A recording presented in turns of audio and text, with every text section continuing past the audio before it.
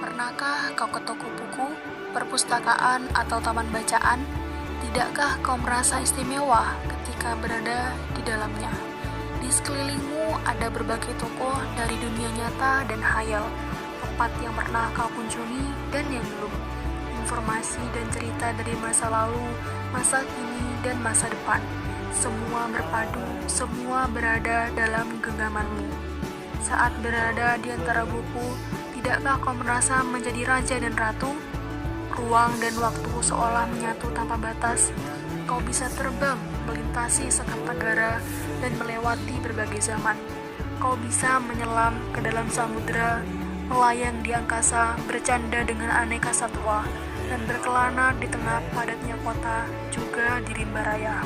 Kau tahu, buku adalah jendela dunia, kunci pengetahuan, dan pintu wawasan. Muhammad Hatta, sang proklamator, berkata, "Aku rela di penjara asalkan bersama buku, karena dengan buku aku bebas." Melalui buku, manusia terbebas dari ketidaktahuan. Tempat-tempat yang dipenuhi buku adalah harapan berkembangnya pengetahuan dan wawasan. Apa jadinya jika kota tanpa buku? Pantaskah dia disebut kota? Di kota itu mungkin kabar datang dari sumber lain, dari koran, televisi, atau internet.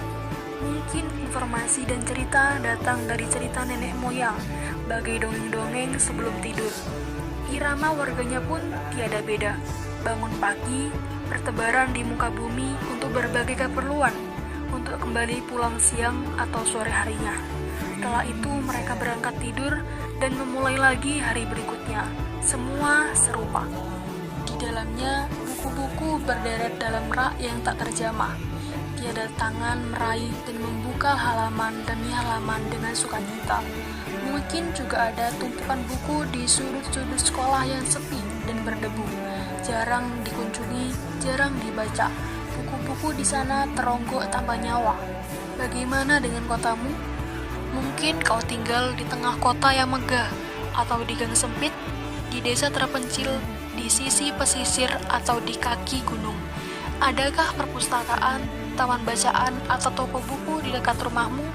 Jika ada, apakah tempat itu menjadi wadah berkumpulnya anak-anak dan warga, menjadi pusat berkembangnya wawasan dan pengetahuan, atau hanya menjadi pajangan? Maukah kau menjadi orang yang menghidupkannya? Kau bisa mengunjunginya dan mengajak teman-teman membaca dan berbagi cerita di sana.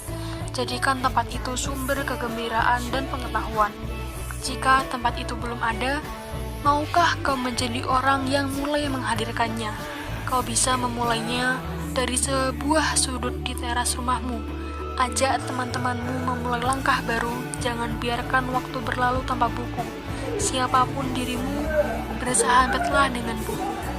Dia akan menjadi teman setiamu sepanjang waktu.